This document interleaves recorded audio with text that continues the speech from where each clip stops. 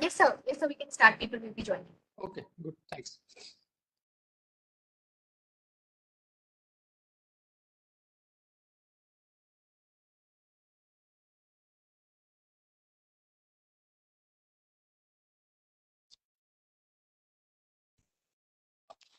Okay, okay, good. So I hope the quiz was okay. Yes, sir. Yes, sir. Okay, good. I'll see how the performance is. Maybe we can discuss that next time when we meet. Uh, and also, what I want to do is uh, okay. From next week, I'll just do the same time slot because Monday, for some reason, gets too kind of hectic for me. There's a very short break between two classes, so I thought I can do a little better if it's on Tuesday this time, and I'm hoping that is okay for most of you. Yes, sir. Yes, sir. We have a free slot like on Tuesday. So Yeah, I checked the slots and then it was based on those yes. free slots only. Yes, yes. Yeah. Sir, just one thing wanted to check with you. So Yes, that sir. second assignment that we have got, so where we need to submit that? Which one? The assignment, huh? Yes, sir. The 18th November deadline was there, right, for the second assignment which you provided? It's not online, huh? No, it's not online. So was it just I'll for our practice? No, I will configure it online. No, it's of course practice, but also if you have practice, then you can show me what you have practiced now. Yeah, So just definitely. submit it by 18th or something like that. Yeah, so the location only we are not aware like where to submit. So once I that will is there, enable that. yeah, sure, sir. Okay, nice. So last week we had did something very basics on optimization. So I think we had started off and we did a bit of the gradient descent methods. So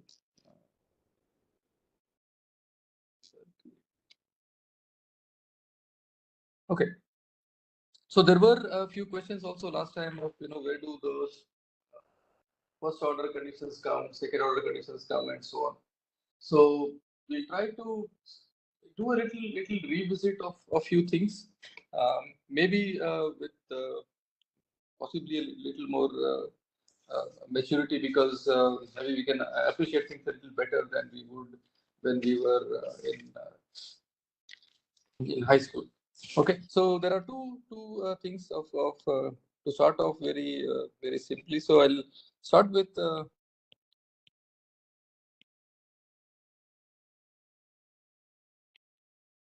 unconstrained optimization. Sir, can you share your screen? It's not shared. Oh, sorry. I thought I shared already. Share screen, start broadcast.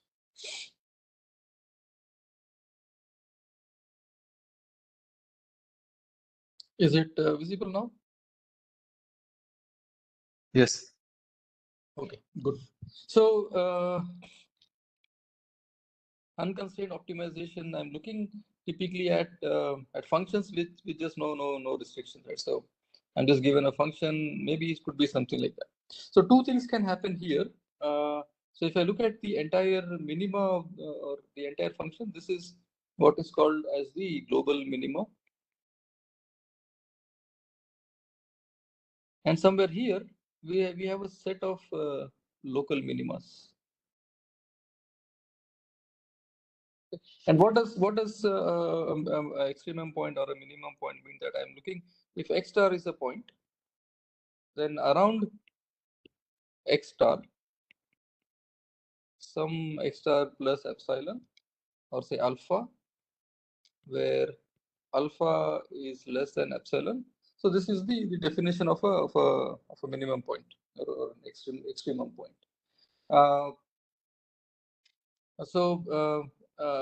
So the definition is satisfied of what I wrote here around this point also. If I just take plus alpha minus alpha here, okay, maybe this color is not too visible. I'll use this one. Right. So this is satisfied here. It is satisfied here. It is satisfied here also. But okay, for now, except from visually, I do not have any ways to check if any point that satisfies. So this will be an extremum point here. this could be an X star, this could be an X star, and so on. But I have no means to check whether if it's a local minimum or a global minimum. However, if the function is of say of this form, okay, then I have only one minimum, right? So this is only minimum. This is both local and global. Okay, functions of these are called the local and global minima. These are called convex functions. Essentially, it means that if I take 2 points in a function x1 and say x2, then f of alpha times x1 plus 1 minus alpha times x2, this is less than or equal to alpha f of x1 plus 1 minus alpha f of x2, where alpha can take any value between 0 and 1. What essentially it means is that if I just take any 2 points and draw a line, they are contained like in the graph within the function. For example, in this example, we can see some violation, right? So if I take a point here and a point here, right? So there are, sorry, maybe a point here. There are times when the line moves out of the function. So these are called convex functions, and as long as the function is convex, any local minima is also a global minima. Okay, next would be, when does a minimum exist?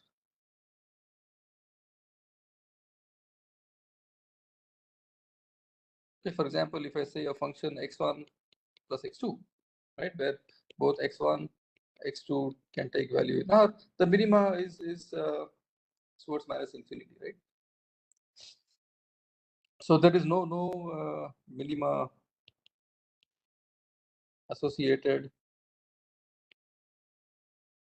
to x1 plus x2. Okay, there could also be functions which a function of x1 plus x2 maybe will be something like this, right? There could also be functions which will not have, like maybe something like a e power minus x, right? It will never reach its minimum. It will only reach asymptotically as x goes to infinity. So one condition for existence of a function of a minima is the following. So I have this function x. I take the limit when x becomes very large. This should be infinity, which I think in some sense these are also called radially unbounded functions. Like for example, y equal to x square satisfies this value. So three things here. One is, okay, there are global and local minima whenever they exist. In some cases, they do not exist. So, and then questions of when do they exist? The answer is by this one. And then when does local equal to global is whenever the function is convex. I'm just searching for any minima that I find is both local and also global. Okay, now what does that mean, and how do we mathematically verify? Now, once I know the definitions of this minima, how do I verify this? Right? So, Sir. Yeah. Yes, sir. Sir, in the convex that function, could you please explain it? Which one? In convex, the function that you have written, that is the mathematical function, f of alpha x1 plus 1 minus alpha x1. Okay, so this is the mathematical notion of that. So if I take a function, say y equal to x square, and if I take two arbitrary points x1 and x2, right, say something here, x1 and x2, and if the function, so I'm essentially looking at, so this is how my function looks like in physics they call it a potential well. I take any 2 points, I draw a line, that point is that entire line segment is within that function. It doesn't go out. Or if I have a function like this, then it's a little different, right? So I take this point. There are times when I go outside the function that I have here, right? So this is not a convex function. Okay, mathematically I can write it in this way. Take a function, take it at some value of x1, take it as some value of x2, both will they will satisfy something like this. So if I just take and if I can just do y equal to x1 square, so I have f of alpha times so if I just see the right hand side, I have alpha f of x1 is alpha times x1 square plus 1 minus alpha x2 square. So this will always be less than or equal to f of okay, let's do it little systematically. Right? So if I just take a function y equal to x square and check what happens on the left hand side. So f y equal to x square, which means I'm just looking at the square alpha times x1, 1 minus alpha x2.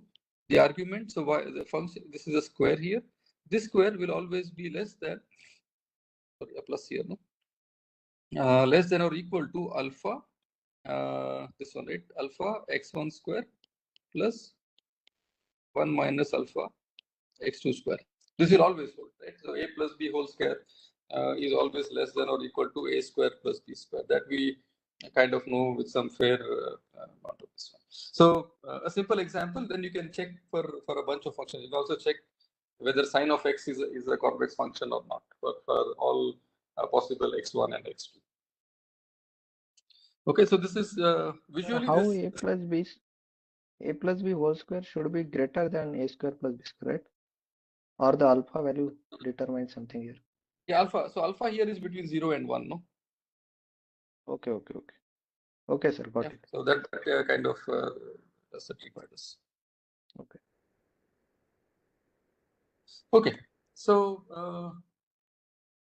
now the point is, once I know the definition, how do I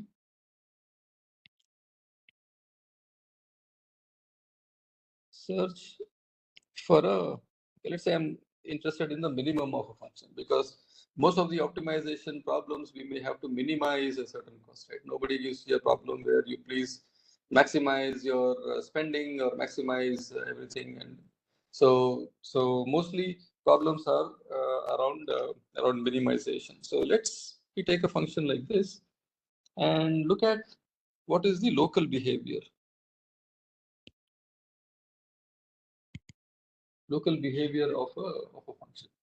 So if I take f at x star plus alpha, say x star is the minimum, I do say at x star f minimum, I do a little Taylor series expansion plus gradient of f of x, or also if it's a single thing, you just call it f dash of x, evaluated at x equal to x star times some alpha.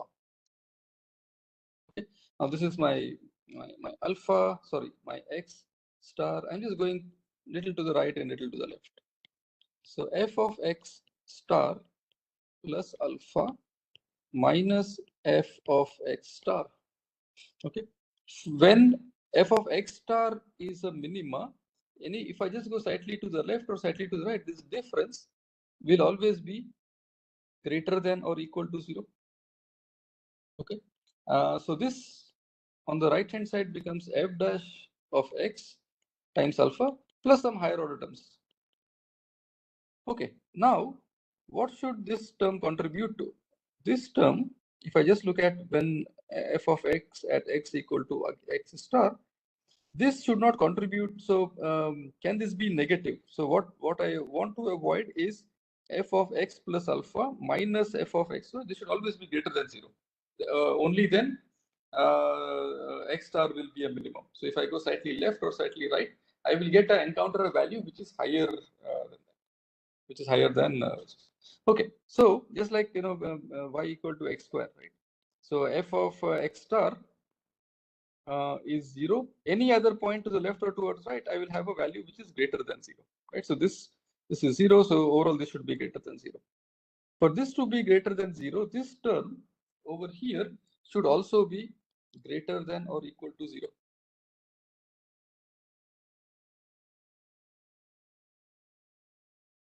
So x star is the x star is the next point that we are searching, right? Okay, your voice is breaking for some reason. Yeah, so what I'm saying, sir, x star is the point that we are searching. right? Yeah. So how do I search for x star? So suppose x star is the minimum point. How does my function behave around that minimum point is what I'm looking at. Which means that if I go slightly to the right, slightly to the left, the value of the function at here and here is greater than the value of the function here. That's what I'm exploiting. So I have, which means that on the this should always be greater than or equal to 0. Okay, at x equal to x star. Okay, But sir, now when we are optimizing things, we always want to reach to global minima, right? So this condition, what we are seeing that if we take 2 points, then like it might be a local minima also, right? okay, this condition which I'm generally deriving now, it can be a condition for local minima also. Not a Okay. global minimum. Either there might be functions where you will have multiple minima. Like for example, a function like this, right? You have multiple minima here. I'm just not looking at neither local nor global. I'm just looking at some arbitrary minima and going left and right and seeing how the behavior locally looks like. All I know is that if additionally somebody says the function is convex, then local is also equal to global is Global. what Correct. I get. Okay. Okay, so this condition should always be a positive. So suppose I just ask myself a question, will there be times when this can go negative? Okay, maybe if I take, and alpha is little arbitrary, right? So if alpha is minus f of x, then this term here becomes minus alpha square, which means it is less than or equal to 0. Okay, so the only condition where this holds together with this is that the gradient of f at x star, which in the single dimension case, that this must be equal to 0. If it is not 0, there is a possibility that this term can become negative, and therefore this term can also be negative. If it is negative, then it is not a minimum. That if I go to a point where the value of x star, where the value of f at x star plus alpha is smaller, then f of x star is not a minimum. No? So this should always be greater than 0. So my thing is that the first condition that I look for is f of x star equal to 0. So the gradient of f of x star. What if it is not equal to 0? Then there is a chance that the term on the right hand side can become negative. But if x star is a positive, if x star is the minimum, f at any other point x star plus lambda will always be greater than 0. So this is the first order condition that we look at. Okay, now this we know, and we can also look at that the tangent becomes 0 and the curve or the slope changes direction, and at the point where the slope becomes 0 is the extremum point. Geometrically, we know a bit of that interpretation. Okay, then second is, for example, I have a sine curve, right?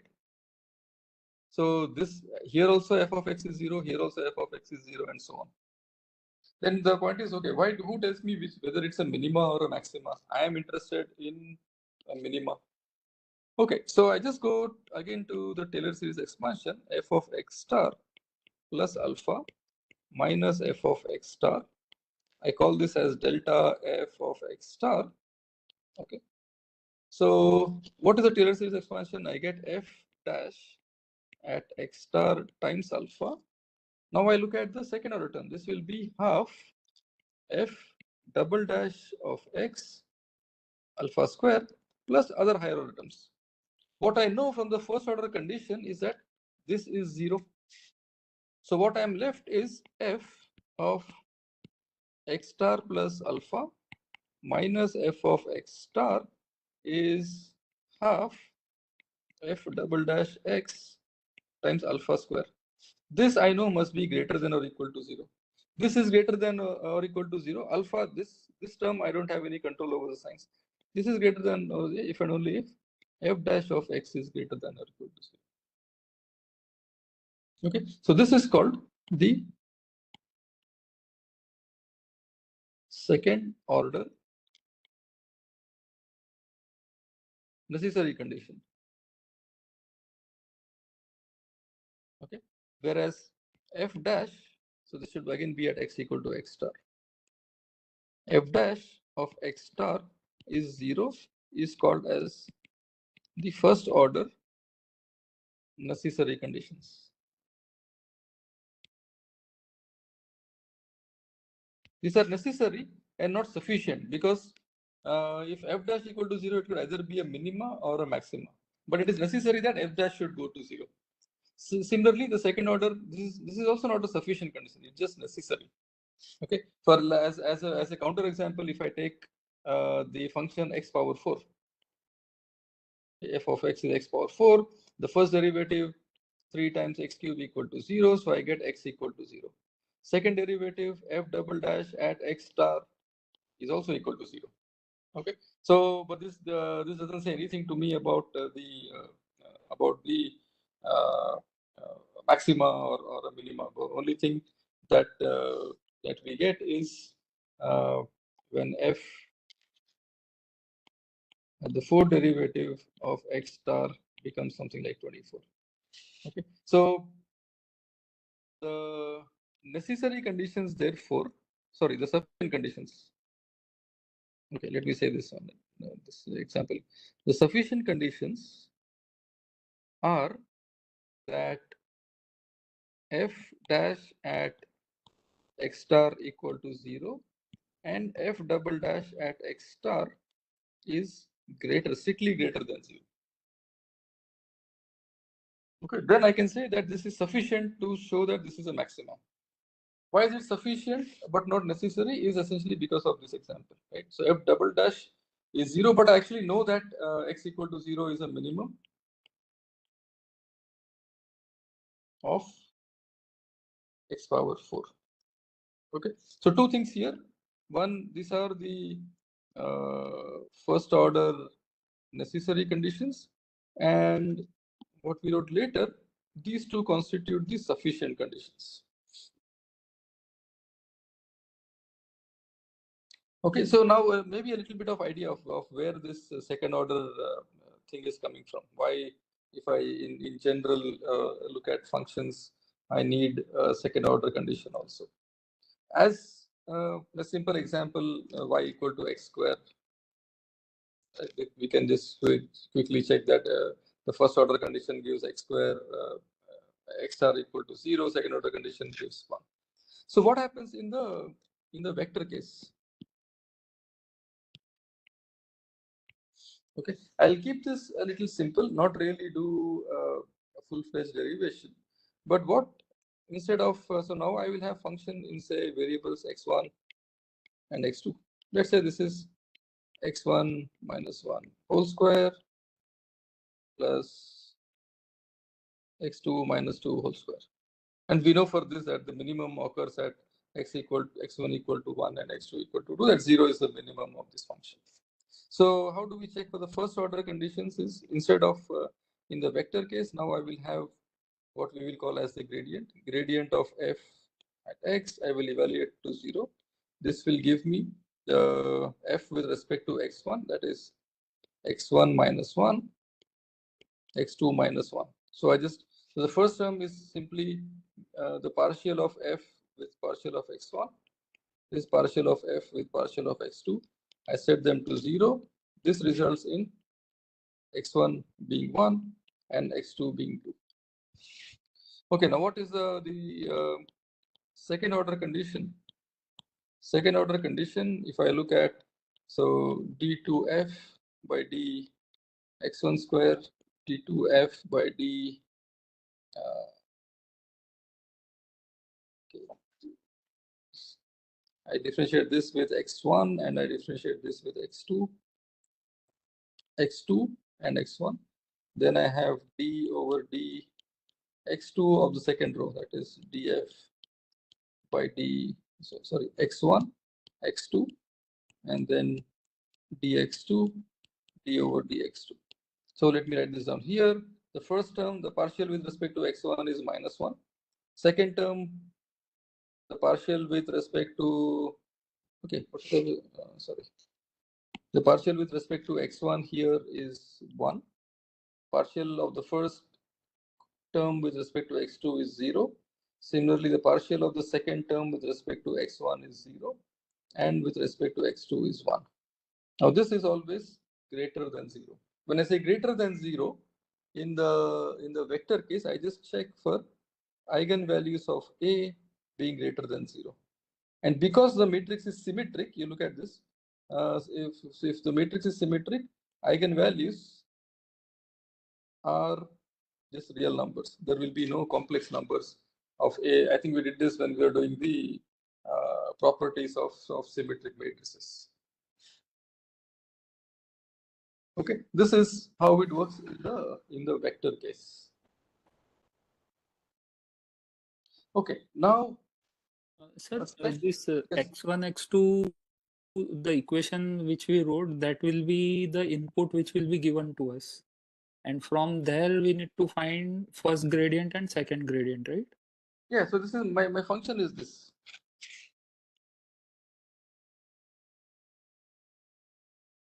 Correct. So from the first gradient, we got to know that we are at a point of 1, 2, and we need to test whether this point is a maxima or minima. Okay, no, not like that. So what I do is first I find out which are the points where the gradient goes to 0. So gradient goes to 0. If I look at this thing here, when I say I'm looking at delta of x equal to 0, which means I'm looking at solutions to x1 minus 1, x2 minus 1, both equal to 0. These are equal to 0 when x1 is 1, x2 is 1, sorry, x2 is 2, right? These are the points which satisfy that the gradient at 1, 2 is 0. Now, is this really the minima? Then I go for the second order thing. So this gives me 1, 0, 0, 1, which is greater than 0, and therefore I conclude that this point 1, 2 is actually a global minima because the function is also convex. Okay, got it. Yeah. Okay, now a special case.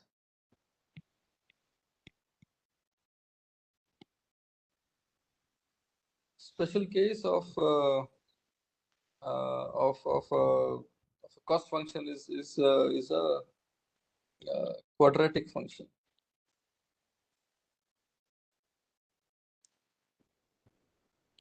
Okay, so let's say I write f of x as half x transpose qx plus b transpose x plus c. This is a quadratic cost function. And for my own simplicity here, I'm assuming that q equal to q transpose without loss of any generality. Now I'm looking at, okay, what is the minima of this? This is a quadratic function, and the gradient of f equal to 0 equates to qx plus b equal to 0. Okay, so or I am solving for a linear equation now of the form qx is the negative of b. Okay, so there could be several things here, right? So based on x, okay, the solution of this, right? So solution of this, if q is invertible and all, then that is fine, right? If q is invertible, x equal to negative of q inverse b, I will have a minima or a maxima. That will really depend on the eigenvalues of q, because the Hessian here, the second gradient or the second derivative, or this is, so this matrix is called as the Hessian.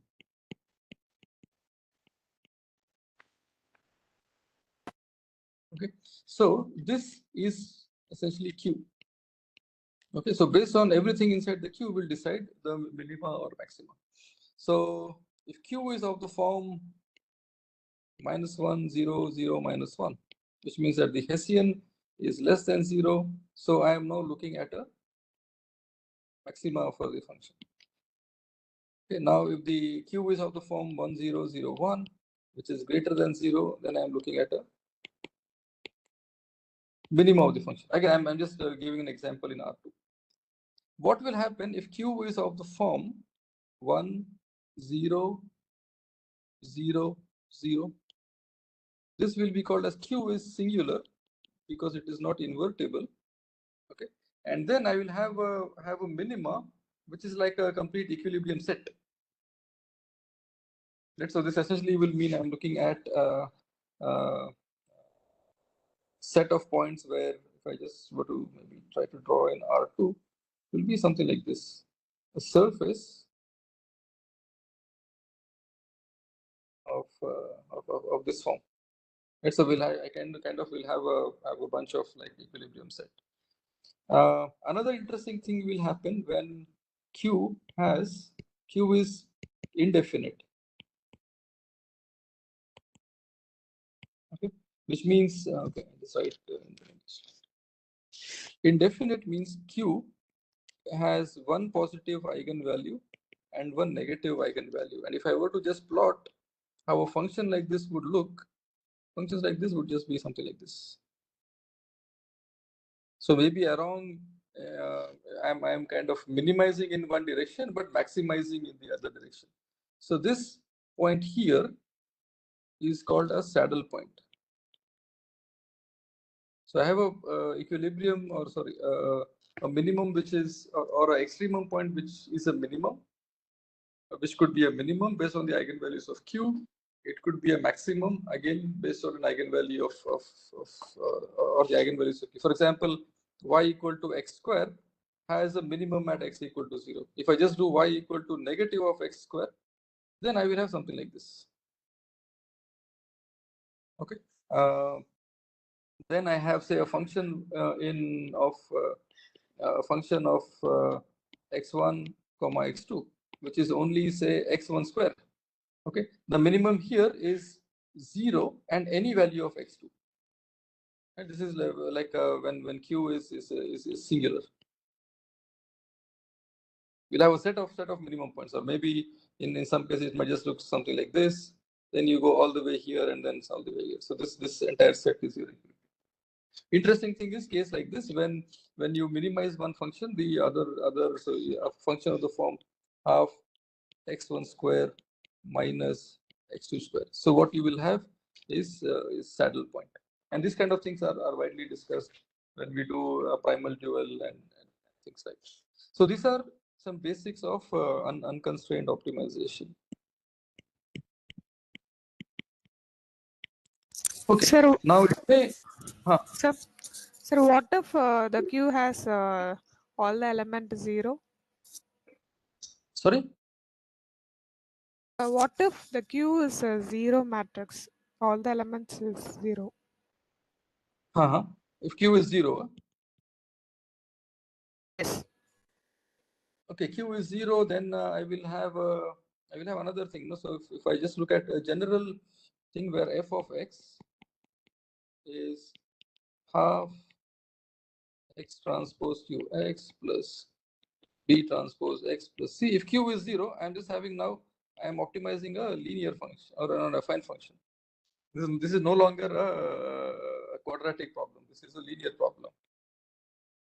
A linear problem. This is like your cost function is affine cost function.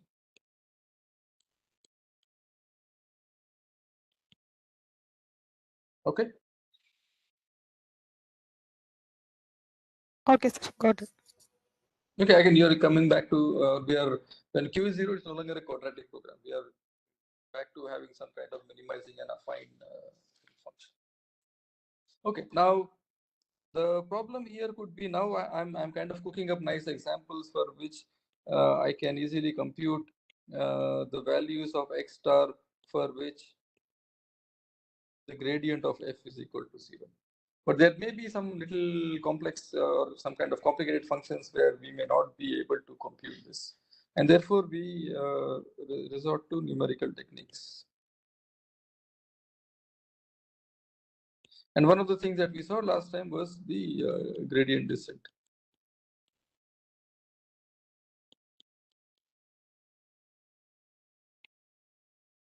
Okay, so I'll not again redo that. I'm assuming we can kind of, given now any kind of function, redo. We should be able to run the gradient descent algorithm. Okay, what I'm, however, interested in today's lecture is how do I solve problems when I have constraint optimization.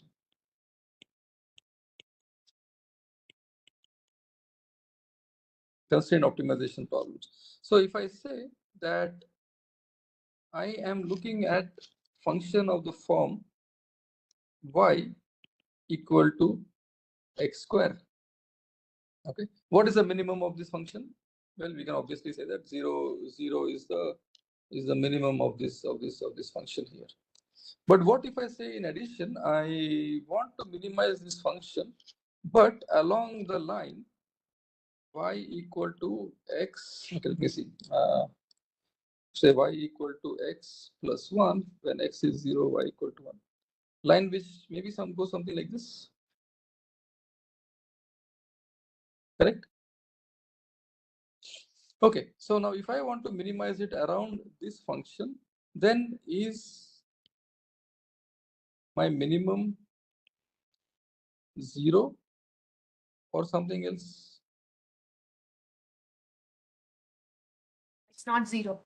It will not be 0 because all the time I need to satisfy this constraint that y should always satisfy y equal to x plus 1. Okay, then how do we do these problems? As when I just have y equal to x square, I can just do the gradient of f and then the Hessian of f and so on, and I know for now a bunch of methods which can solve this problem for me.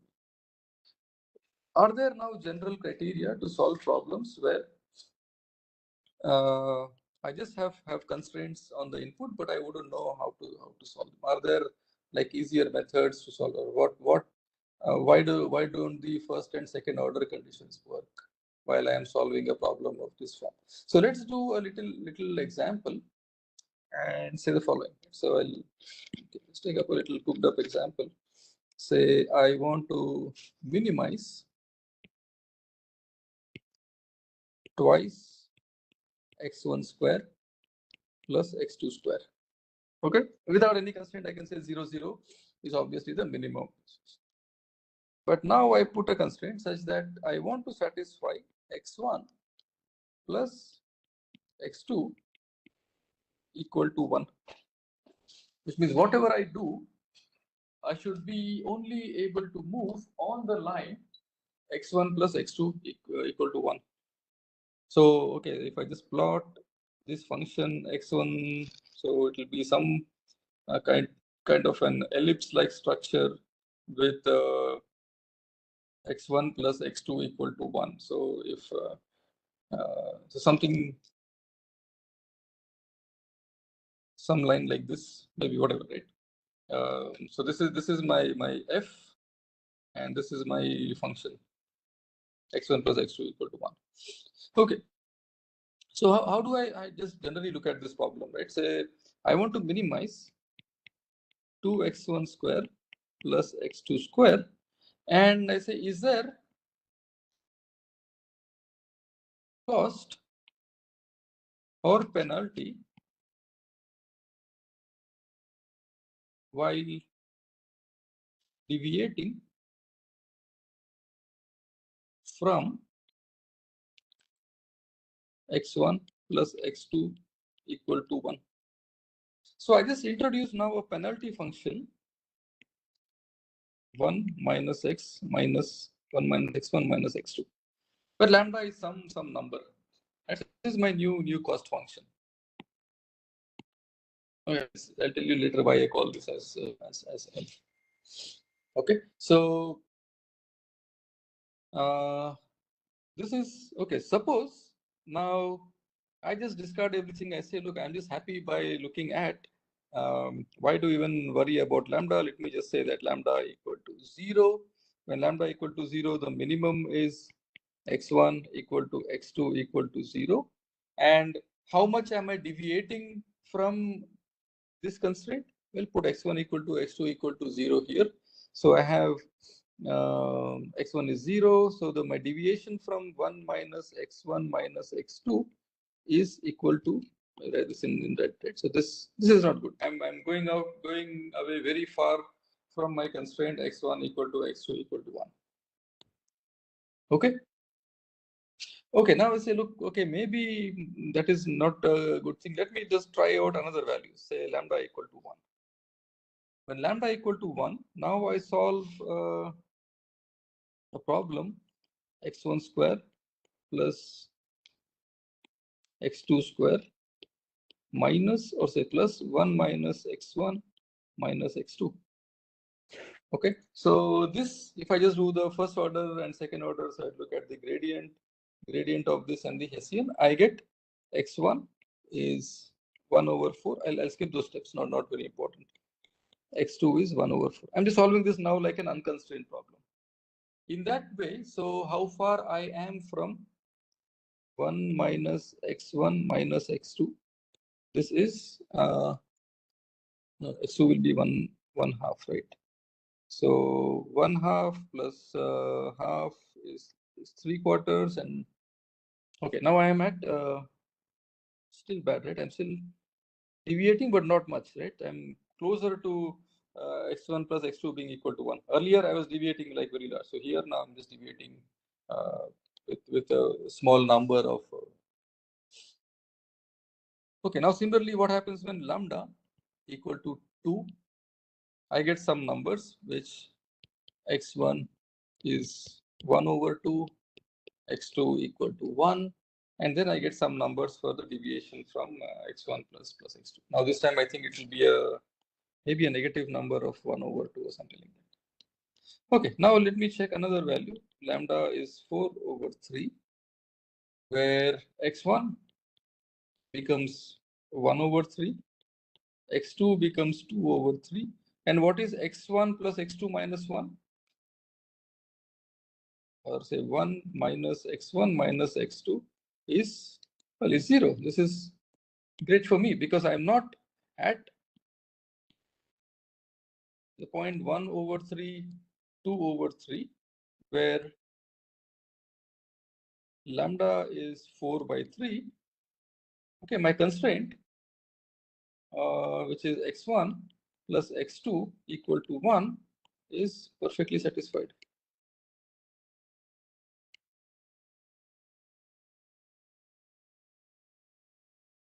Okay, so I can conclude now that my optimum value occurs at this point. This is my optimum,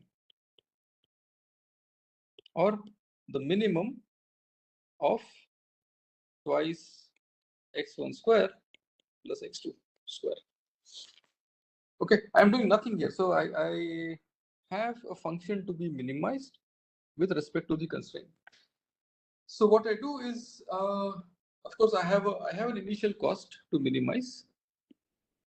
Okay, and then I have a constraint to satisfy. So what I do is I introduce an additional penalty for not satisfying the constraint.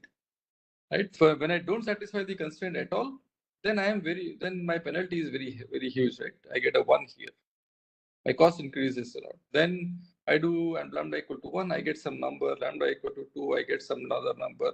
I keep on doing this a little iteratively, going back and forth, and I find a good value of lambda equal to 4 by 3, where x1 becomes 1 over 3, x2 becomes 2 over 3, where my condition, this is like perfectly satisfied. Okay, now this is the idea of constraint optimization. Yes, somebody had a question. Sir, sir, in that graph, why can't we just find the coordinates at intersection points of those curves and find the minimum of those coordinates? Fine, okay, that is okay. In this example, you could do it. If I give some other complicated example, right? I'm just looking at how I can solve this analytically, or even through a computer. All the time, I will not have the luxury to plot these things, right? If I can just say arbitrarily say maximize or say minimize x1 times x2 such that x3 square minus 1 plus, sorry, x2 square minus 1 plus 1 minus x2 equal to 4. This might get a little difficult to plot, right? Okay. Well, I can do it graphically. So what I'm doing is building up from what I know, because here I know that, okay, the minima is no longer, okay, I think even this function is one. I think this function should be something like this itself. Right? This is not, this is a wrong way of drawing the function. Let me redraw this function. Okay, 2x2 plus x1 square will be again some kind of a parabola, maybe moving faster in the x1 or x2 directions. Okay, this will be including this one. So I know a point like this will be, that also is here at 1 over 3, 2 over 3, both in the first quadrant. But most of the time, I will not have the luxury to compute or to graphically observe this. Just in the similarly, most of the time, I may not have a luxury to analytically solve these equations. They might be a little more complicated in some instances. Okay. Now this is the idea of constraint optimization. Of course, I would not again want to do this all the time, right? Because there is a lot of trial and error. So let us see, can I get a general theory now?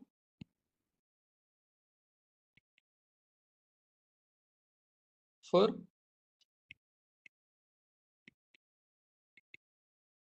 constraint optimization. Okay, what could my thing? So again, my objective is to minimize for x a function fx such that now I could have h of x equal to 0. There could be several of these constraints. Equality constraint. There will also be something like, okay, g of x is less than or equal to 0. So these are called equality constraints, and these are my inequality constraints. Okay, so we'll first deal with the first part of this. Okay, so we'll start off by checking what it means by solving a problem of this kind. Of course, we can say that, okay, I can just eliminate. Other way to also look at it is here I can just substitute for x1 as 1 minus x2, go back to the main function. So instead of minimizing twice x1 square plus x2, I can just substitute, sorry, I can just eliminate, right? So for x1, I can simply write x1 is 1 minus x2 square plus x2 whole square, right? I can just now I can just eliminate one variable here, put it back, and just solve the main problem. I'll still get the same answer. But of course, this may not all be again possible all the time. So I have to look at little more generic methods to solve problems of this kind.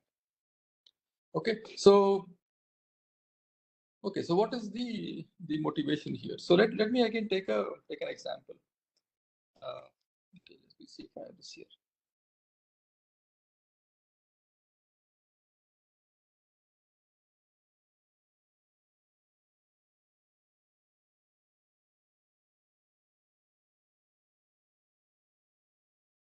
Okay, good. So I have an example now here where I want to minimize a function. Sometimes constraints also help, right? Because if I were to just look at this function by itself and minimize, just look at minimization of x1 plus x2. Well, the obvious answer would be there is no minima.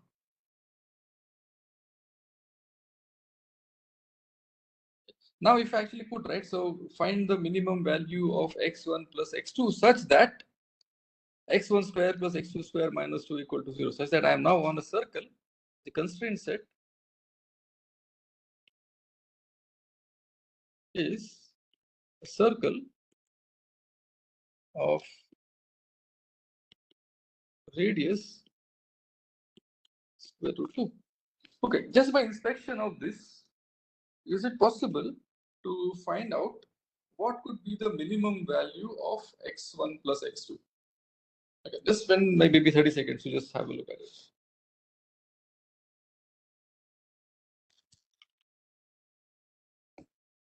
Just by the no theory at all, just by inspection.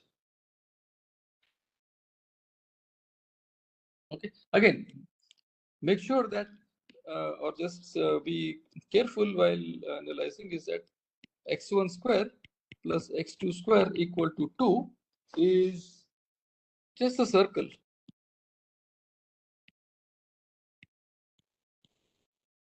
And not the interior of the circle. It's just the red curve.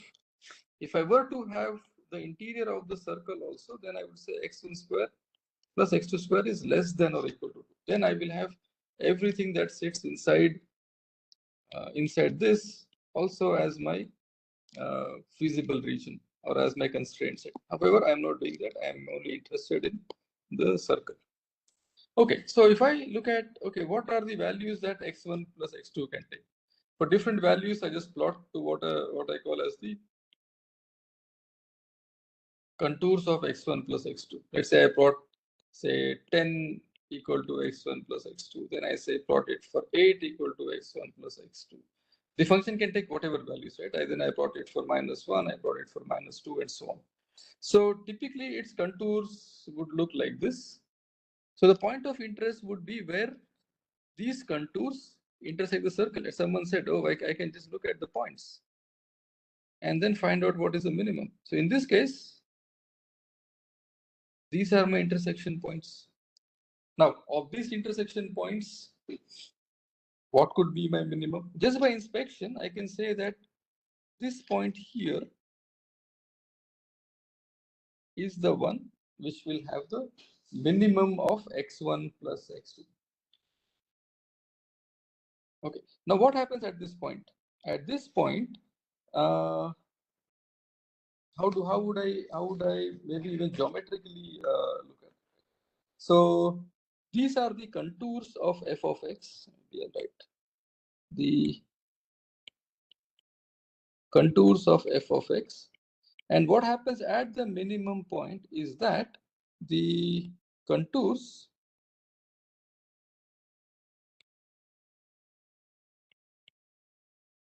of f of x, which are these straight lines, are collinear with the, now this is a nice geometrical representation. The tangent to the constraint set, I'll call this as h of x equal to 0 at x star, at the minimum point. Correct. So look at this one. No? So the tangent to the, so this is my blue line, is my point. If I take this point, I draw a tangent will be also in the same line as x, right? Correct. Which essentially means also that, okay, we'll go back to writing down here. Okay, so I have, say, let me try if I can draw this nicely. This and these are color. These, these, and this. Okay. At this point, okay. So my f of x is x1 plus x2. H of x is x1 square plus x2 square minus 2 equal to 0. Okay, so what is happening here is that what I said is that the contours of f of x are collinear with the tangent of h of x equal to 0. Like at this point, the tangent of the circle is somewhere here. This also alternatively means, now listen to this carefully. Now I have the normals also here, right? This is a tangent, this is the normal. If I take the gradient of f of x, gradient of f of x is 1, 1. Okay, which means if I take this as my f, the gradients of f, let me see if I can, okay. These things in the black, this will be my gradient of f. Okay. And my gradient of h is what? Gradient of h is twice x1 and twice x2. So how did you get the now at that 1, 1 matrix? So just I'm just doing so this will be gradient of f with respect to the partial of f with partial of x1, partial of f with partial of x2. What is x is just x1 plus x2. Okay. Okay. And then Sir, when we say gradients of f in that direction, what does that mean? Is it like as we have those lines or constraints, Okay, I Uh, am not really understanding because the voice is breaking too much. Okay, let me just go. Am I audible right now? Yeah, you're audible, but voice is breaking. Okay, sorry.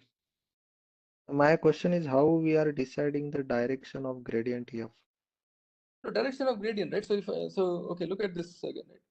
And this is just a vector, right? 1, 1, which means it's just pointing in the positive one direction, right? So if I just take this, any vector or multiples of this will be the gradient. No? So all the time this will be pointing at this point, it will be pointing here, and so on. Okay, and then what happens at the minimum point, right? We are interested in this point. At this point, the contours of f of x are collinear with the tangent. This also means that the gradient of fx is also gradient of f of x. And what is the gradient of at this point? This will be -2 and -2 because I'm looking at this point -1, -1. So there is a linear relation now between the gradient of f and gradient of h at the point of the minimum that is here. Of course, this is just a sufficient condition because even at this point where the function is maximum, they will still be linear. But we will see how we actually ensure that this is the minimum. So now, how do I write my conditions? So if I now have a function like L, which is f of x plus lambda h of x. Okay, now this is a linear relation, right? At both of these points, the gradient of f and the gradient of h are in the same line. Okay, now if I do the gradient of L with respect to h, I get my first order conditions, which is gradient of f of x plus lambda gradient of h of x must be 0. Just rewriting this in a different way. And gradient of lambda with respect to this L would simply be, I'm just restoring the condition again, h of x equal to 0.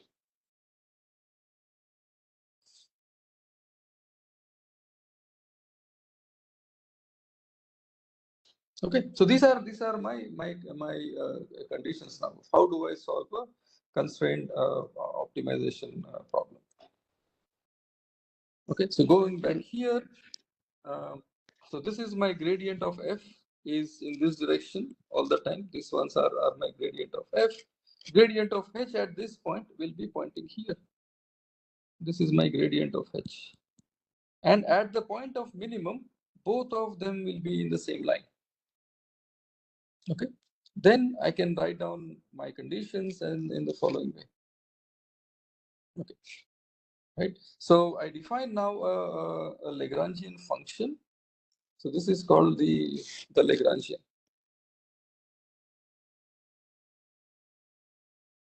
The L is the Lagrangian, and I just now look at the minimum for this function. Okay, other way to understand this also is in the following way. Suppose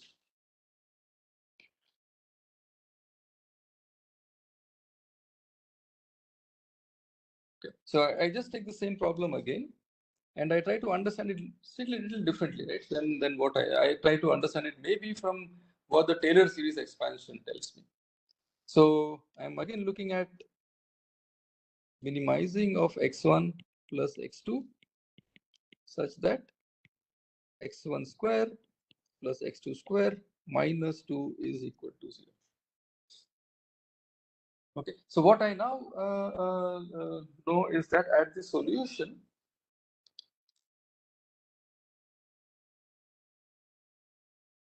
geometrically or just by looking at the pictures, at the solution, the constraint gradient fx star is equal to some minus lambda star h, the gradient of h of x star. Okay, what does this mean, right? So my constraint is typically of the form h of x equal to 0, right? This one, equality constraint. Okay, now if I move along the constraint set, So what I'm given a starting point, say some initial condition x1 star, x2 star, right? Say I don't know the minimum, but I just start at some point. So my search would be to move along the direction which will minimize f. For example, if I am in a function of this form and this is my starting point, I will naturally move only in this direction, right? I will not move in this direction. Okay. Now, in addition, this is what the gradient descent does, right? It just moves along the minimum. In addition, now I also want to satisfy this additional constraint that h of x should be equal to 0. Okay. Now let me look at first how h of x behaves. So this is 0 all the time, and if I do a little perturbation, h from h till h of x plus s. This also should be 0 because all the time I should be moving along the circle. Okay. Now, what is the Taylor expansion of this? H of x plus s is equal to h of x plus the gradient of transpose times s. Okay. Now, this is 0. This is 0 because at whatever point I move, I should satisfy the constraint that h of x is equal to 0. So the first condition that I should satisfy is the gradient of h. This is equal to 0. This will satisfy my constraint. Whichever direction I move, this must always be satisfied. Now, the constraint on the function. Okay, now how do I move along this, right? So f, there's a different color for this. So 0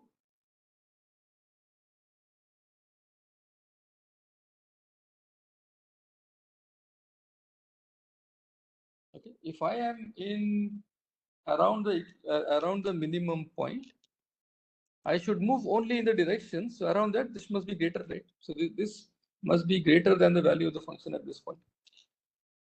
So this is by the Taylor series approximation. What is this? This is gradient of f of x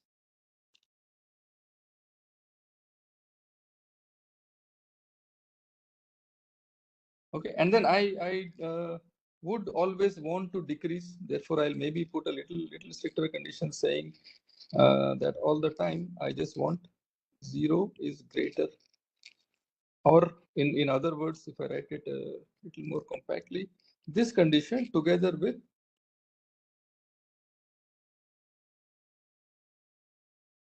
less than 0. So this condition will satisfy the constraint.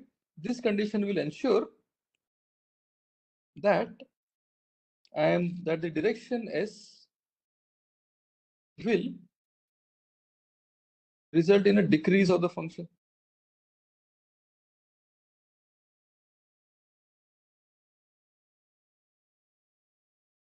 And these two must be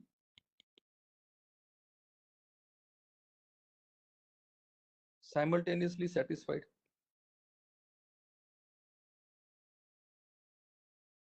Right? Because I want to ensure that whenever I move that my function is decreasing. And I also want to keep in mind my constraint. I should not while at the same time not violating the constraint. Okay, these are two things that I keep in mind. Okay, so if I write in general of if I write in general of okay, when will this violate?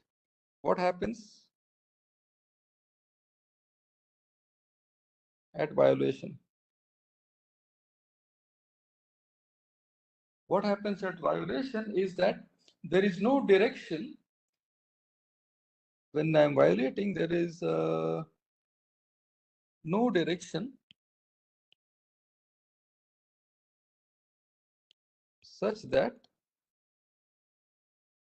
both are simultaneously satisfied. Okay, when both are not simultaneously satisfied, which means that when is this not satisfied? I say, well, when this is greater than or equal to 0. I don't want it to be greater than equal to 0. So these are violated when there is an equality here. Now, if I look at these two conditions simultaneously, gradient of h f of x times s, this is the direction, equal to 0. Similarly, gradient of f of x transpose times s, this is the direction, is also equal to 0. What can I say about these two things? So suppose s is my direction like this. Okay, the first condition says that the gradient of f must be like perpendicular, and only then the dot product will be 0. Second also say the same, right? If this is s, then the gradient of f should either be here or here, also on the same line. This is the gradient of f of x. Okay, so this means that I'm looking at gradient of f of x is some negative of lambda gradient of f of x. Or in other words, I'm looking to satisfy a condition plus lambda gradient of h of x equal to 0.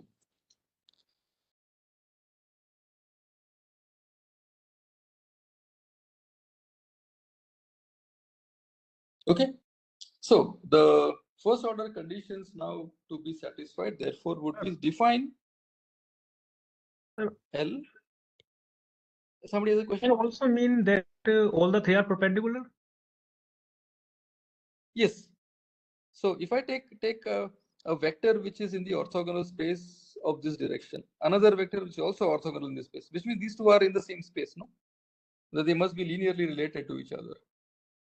Okay. So I define a f of x plus lambda h of x such that the gradient of L with respect to x is 0. Gradient of L with respect to h is also equal to 0.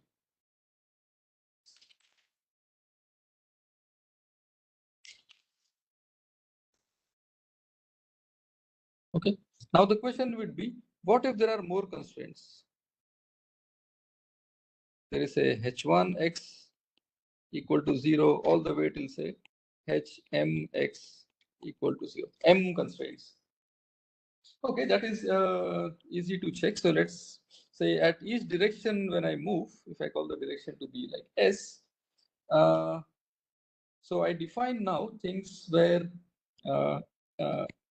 L is f of x plus lambda 1 h1 of x all the way till lambda m hm of x. Now, what do each of these conditions satisfy? Each of these conditions are that they are 0. So I will have things in the form. Okay, first, what should definitely be satisfied is this one: gradient of f x star transpose times s equal to 0. Okay. In addition, what all should be satisfied also is that at each of these points, the gradient of h, each of these I, right, transpose times d equal to 0. Okay, so I will have now a bunch of these things, right? So d is, sorry, I'll just call this as s. Okay, this is a little, I'm just skipping some of the explanations in detail, but I'm just giving you a little idea of how this happens. So each of this h1 till, so h1 must satisfy this all the way till any arbitrary hm x transpose times s must also satisfy this. Okay, so where are these functions lying? These h1, the gradient of h1 till gradient of hm are lying in the space which is orthogonal to s. Okay, all these functions. So now I have a bunch of functions here. Gradient of h1x till gradient of hmx, everything is such that the dot product with s is 0. Okay, now same thing sits here, this guy. So what I can say now in general is that if I have more than one constraint, that this gradient of f of x star must belong to the span of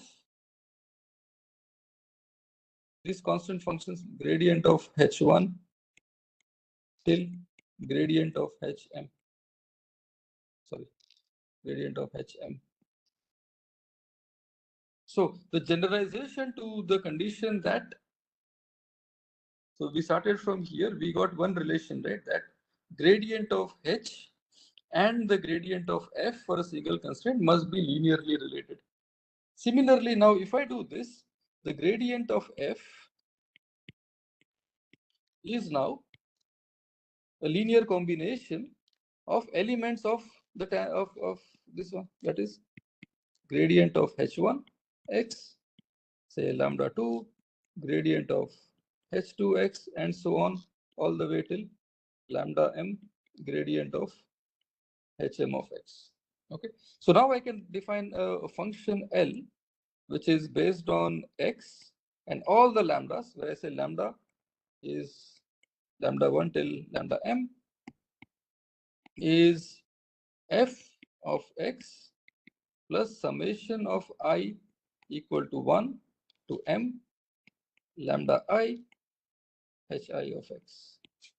And then now I will have conditions that, okay, this equal to 0, which will imply that gradient of f of x plus lambda 1, I will say lambda I, gradient of hi of x with the summation of I equal to 1 to m equal to 0, and gradient of all the lambda of h equal to 0 will just give me now h1 till hm all equal to 0.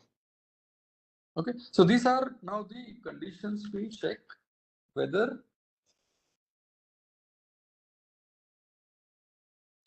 conditions for a constraint optimization of problem of the form minimize f of x such that I have a set of equality constraints of I equal to 1 till m. Okay, I'll just stop here. So what we can just quickly do is to check what happens in our condition, right? So I'm looking at minimizing x1 plus x2 such that x1 square plus x2 square minus 2 equal to 0. So how will my L look like? L will be the function f x1 plus x2 plus a lambda x1 square plus x2 square minus 2. Okay, now I'm looking at the gradient of L with respect to x. So I will get 1 plus lambda times twice x1 equal to 0. Now with respect to x2, I will get 1 plus lambda twice x2 is also equal to 0. And the third condition is x1 square plus x2 square equal to 2. Okay, now I solve these two conditions. 1 plus twice lambda x1 equal to 0. 1 plus twice lambda x2 equal to 0. And then I have the third condition, which is 1 plus x1 square plus x2 square equal to 0. Okay, you can check what we get out of solving these three equations.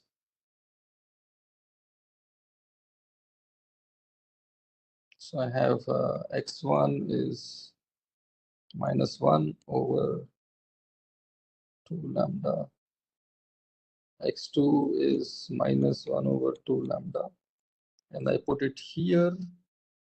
I can solve for lambda. So I think what we will get here is a solution to say that lambda here would be 1 by 2 or a negative 1 by 2, one of these two. Okay, and then you will get, so it will be negative, it will be plus 1 by 2, for which the minimum I will get as x1 is negative 1, x2 is also negative 1. Okay, I'll just stop here. Just too much information, but next time we'll start by doing some examples of constraint optimization with equality constraints, and then go on to looking at problems with inequality constraints. Awesome. Yeah, so This third equation, 1 plus x1 square plus x2 square, can you just repeat? I missed out from where that equation came. no, this is 2, right? No, sorry, I wrote Above it 2 wrong. is okay. No, the third condition is, okay, first this is plus twice lambda x2 square. Third is simply that the gradient of this with respect to lambda. So it is just the constraint equation.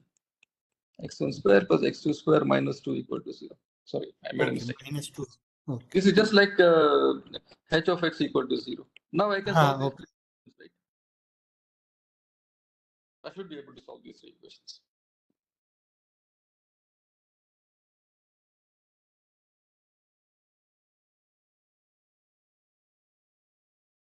Sir, can you please refer any book for this optimization part? I will post one message. Okay, sir. So again, much of these are like standard material, but so the book I follow, I will just say, but it's a book which has a lot of information, but I'll just select the information which I'm using and send you it. Yes, sir. Okay, but for now, I think I'll post these notes also. Post these notes and this set of slides. I think this should kind of summarize what all we will be doing here. So the notes and slides I'll post plus the reference book. Sir? Yeah. Sir, for the quiz one, can we get the question paper, sir, for reference? It will help for the end exams. I will send, yeah. Thank you. Yeah. Okay. Yes, sir. One query is there in for mid-sem exam on Sunday. So I just lost connection at around 10:30.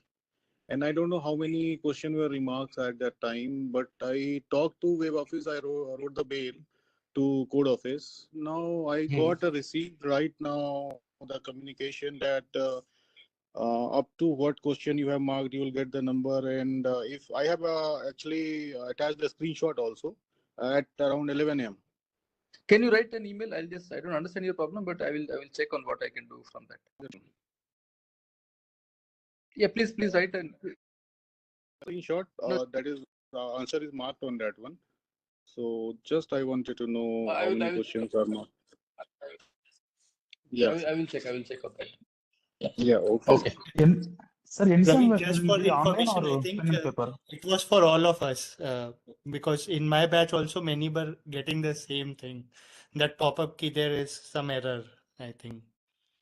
So just one of you just write an email to me, no? So maybe I missed. You wrote to the code of. Just write to me also, no? So that I will. Yeah, sir. If you can share the email accordingly, I'll put you in CC also, sir. Please send it to me. Your email ID is. I will share it with you, Praveen. Yeah. Okay. Thank you. Okay. Good. So we'll meet again next Tuesday. Sure. Okay. And I think it will also help if you know from this. I'll post the slides right after this. Both I'll send by email and also ask code office to upload those slides. And then maybe if you can just type down some questions for me before we meet in the class, I think we can start from that. I think will be a good starting point. Maybe each 10 minutes, I'll just take questions which you can maybe share over a Google form or something like that. Okay. NSEM will be of same type or it will be pen and paper exam? NSEM will be something like we can do same thing only, no? Like you go to a center, write an exam on a computer-based exam only. Pen paper might be too difficult to evaluate. Yeah. Right, sir. Thank you. Okay. Yeah. Thanks everybody. Thank you, sir. Thank you. Thank you, sir. Thank you. Thank you.